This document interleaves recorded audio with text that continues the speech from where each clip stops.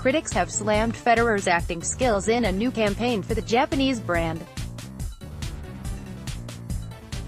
7 months into Roger Federer's sponsorship deal with Uniqlo, and the former world #1 has starred in what some are claiming to be his worst ever appearance in an advert. Earlier this week, a new campaign fronted by Federer went live online. Uniqlo has chosen to use the 20-time Grand Slam champion to front a multimedia campaign to promote Uniqlo's 35-pound easy jeans and other comfortable clothes they sell.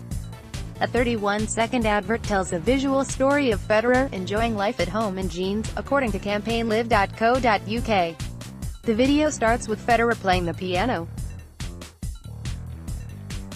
To be more specific, the 37-year-old was playing the opening bars to Prelude No. 1 to Well-Tempered Clavier by Johann Sebastian. During the advert, the 37-year-old spoke about how he didn't begin to truly start winning until he began making time for himself, a somewhat meaning message the campaign is trying to get to its audience. However, as for the link to the jeans, he concludes with "My life, my jeans." Authentic jeans with all-day comfort. Unfortunately for both Federer and Uniqlo, their advert hasn't received widespread acclaim. In some cases, it has been the total opposite. Branding in Asia, a website that focuses on marketing in the Asia-Pacific region, took aim to Federer's acting skills.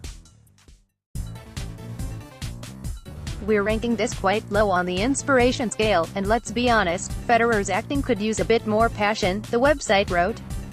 Australian media brand B. In a post on their website, they wrote that Federer needs to brush up on both his acting and piano skills.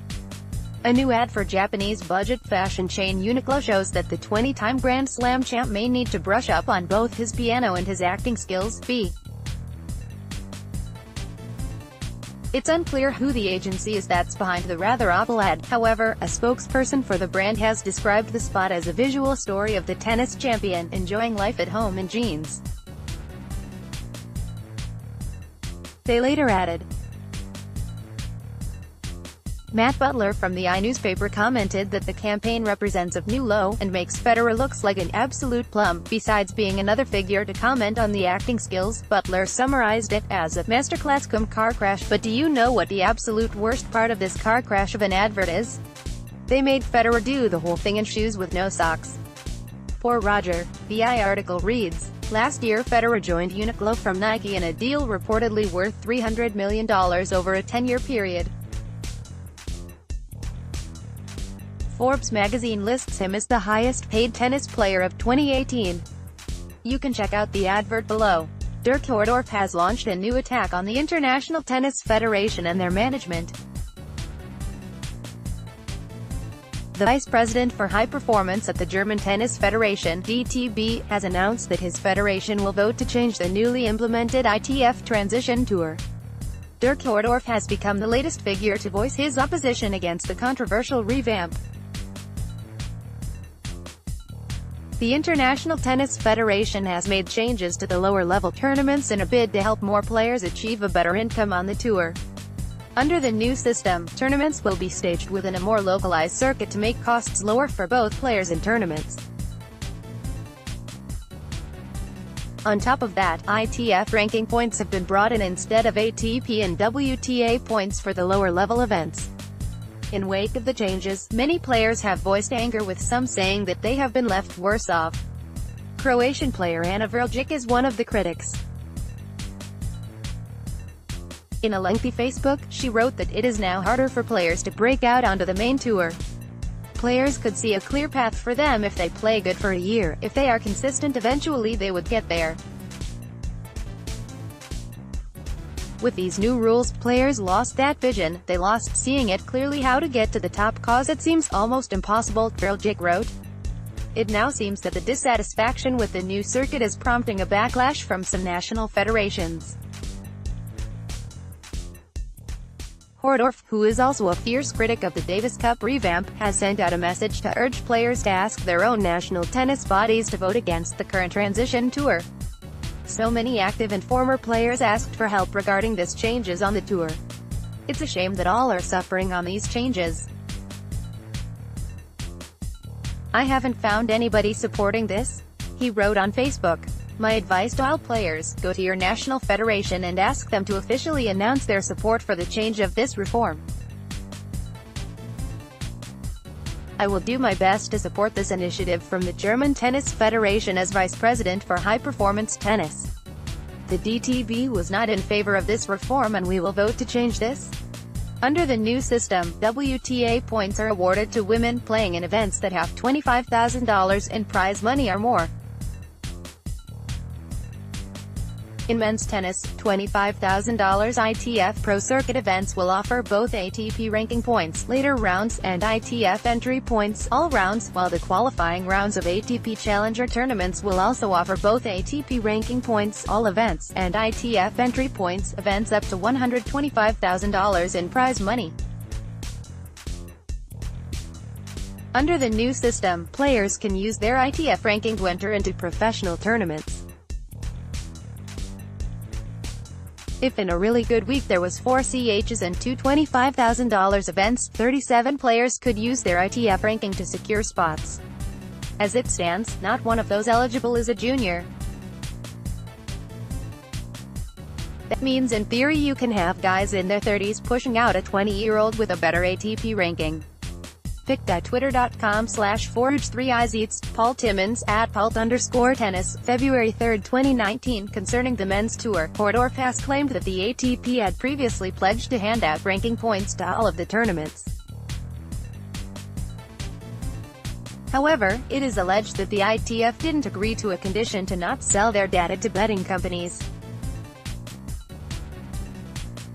This conversation came up in the wake of a report into tennis corruption by the IRP. The report recommended that all tournaments shouldn't have a sponsorship agreement with a betting company. Update: since the publication of this article, the ITF have contacted UBA Tennis to clarify the claims that has been made by Hordorf, the ITF's executive director of communications. There is no truth in the social media posts referred to that ATP ranking points for the ITF World Tennis Tour were conditional on data sales, Bowler states. The ITF will be holding a media conference to present the ITF World Tennis Tour in the coming weeks. The world number 4 speaks out about a variety of topics, including his upcoming return to the sport. Juan Martín del Potro, photo by Chrysaline Cayo, copyright at Sport Vision. After having a successful 2018 season ended by injury, Juan Martín del Potro is hoping to once again stage a strong comeback to men's tennis later this month. The world number 4 hasn't played a competitive match since the Shanghai Masters back in October. It was at the tournament where he fractured his right patella bone, commonly known as the kneecap. The injury forced him to withdraw from last year's ATP Finals after qualifying for the event for the first time since 2013, as well as the Australian Open. Del Potro is targeting a return to the tour at the Delray Beach Open, which he last won back in 2011. Leading up to his latest comeback, the Argentine conducted an open practice session in his home city of Tandil on Saturday. The day drew big crowds to the session, with members of the public bringing food to donate to a local food bank. "I feel good. I think it was the most intense week I had since my injury in the rehabilitation," Del Potro told local media after his practice session. "I finished it well, which is important for the intensity that comes up a little bit. I still have to climb a couple of steps. If I continue like that, I will get there," he added. The public event had been arranged to be done 2 weeks prior, but was cancelled by the 30-year-old, who says that he wasn't in good enough shape at the time. Despite his delay to the new season, Del Potro is hoping that he can pick up from where he left. In 2018, the Argentine rose to a ranking high of 3rd in the world. On the tour, he won 2 ATP titles, including his first at Masters level in Indian Wells. Then at the US Open he reached the second Grand Slam final of his career and first since 2009. He lost in straight sets to Novak Djokovic. Overall, Del Potro featured in 6 finals during that year. "It is difficult to repeat a year like the previous one, but obviously I would like to. Even if I didn't play in Australia, started a bit behind those I have above me in the rankings. In recent years my career has surprised me, he said. I'm very excited to be able to start the 2019 season. At last, I've already missed an important tournament. The Argentine added. Besides his goal of returning back to the top of the men's game once again, Del Potro is also aware of the wider impact he has.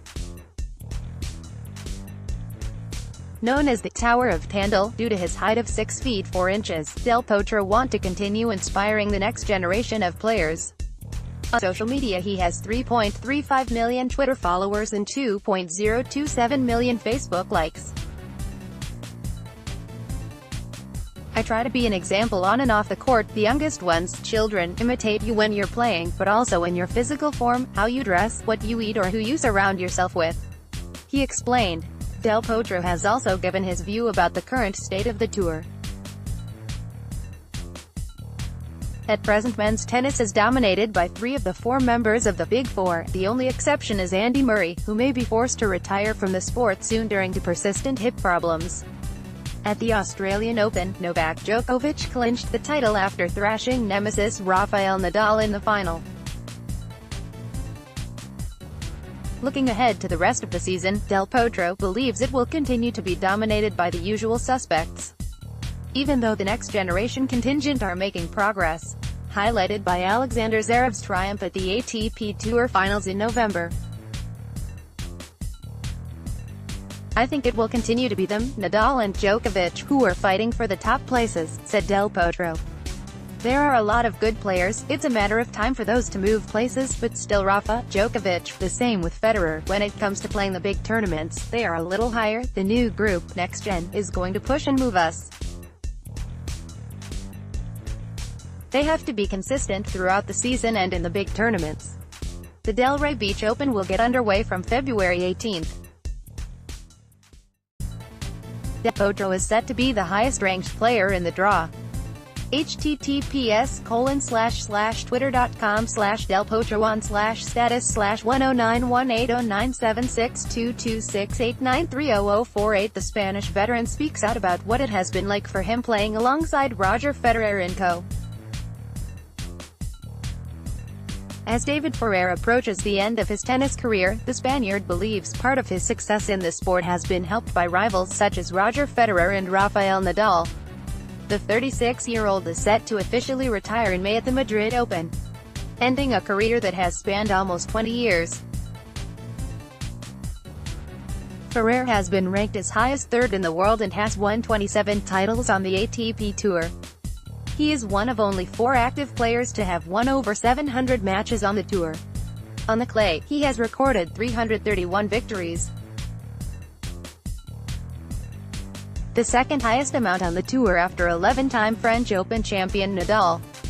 It could be argued that Ferrer's achievement has been overshadowed during the era of the Big Four, a group of players that have dominated men's tennis in recent years.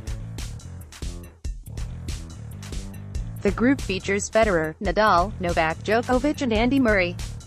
The closest he came to a Grand Slam title was runner-up at the French Open.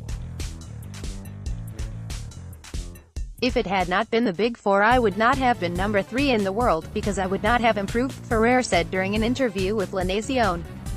I saw Roger and Rafa, then Novak and Murray came, and I always tried that the things that they did well, I could fit them in my style, of course. And that helped me, especially with Rafa and Tony Nadal, talking a lot with them. 2013 was the year where the Spaniard peaked at his ranking high. During that season he claimed 2 trophies and finished in the year-end top 3 for the first and only time in his career. Although 2013 wasn't completely perfect for Ferrer, I went to the Masters ATP Finals in London and I did not win any matches because I ended up tired. I came from playing the final of Paris-Bercy, I got home in Valencia, I saw the ranking, I saw myself as no. 3, but that day I was very sad because I could not play well in London, he explained. That's why I say that if I could change something in my career it would be to enjoy every moment. Being a nonconformist at a certain stage of my career has left me wounded. Federer has a win-loss record of 17-72 against the Big Four. The only member he has never beaten is Federer, who has won all 17 of their meetings on the tour. The Swiss player is currently the second oldest player in the top 100 after Ivo Kolovic. He has something different from the others, Federer said of Federer. Anticipates the play, has a better eye than the opponent. And he physically moves perfectly, has worked hard, but has a natural talent and was born to play tennis. Federer vs Big Four. Federer 0 wins, 17 loses. Djokovic 5 wins, 16 losses. Murray 6 wins, 14 losses. Nadal 6 wins, 25 loses. The era of the Big Four is approaching its climax. Murray has also admitted that he may soon be forced to retire from the sport due to a hip injury.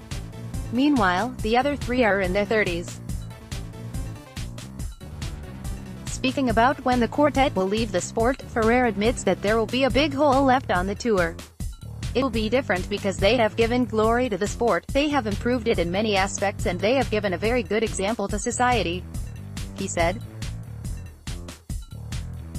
Federer will continue his farewell tour next week at the Argentina Open in Buenos Aires, a tournament he won 3 times in a row between 2012 to 2014. 5 facts about Federer's career. 1. He has finished 7 seasons ranked inside the top 10, 2007, 2010 to 2015. 2. Spent more than 13 years continuously ranked in the top 50, July 2, 05 to the 22nd of July 18. 3. Has played in 52 ATP finals, winning 27 of those. 4. Achieved 20 or more victories in 15 straight seasons, 2003 to 2017. 5. Played in 50 consecutive Grand Slam main draws before missing the 2015 Wimbledon Championships due to injury. Overall, he has played in the main draw of 63 Grand Slams.